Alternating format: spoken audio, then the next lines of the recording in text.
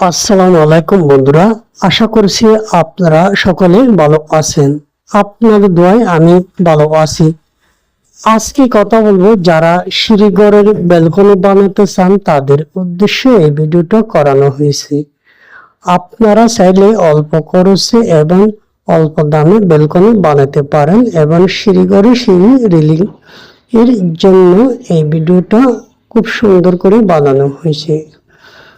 এই ব্যালকনি আপনারা যদি বানাতে চান প্রতি কেজি মাপা পড়বে 220 টাকা।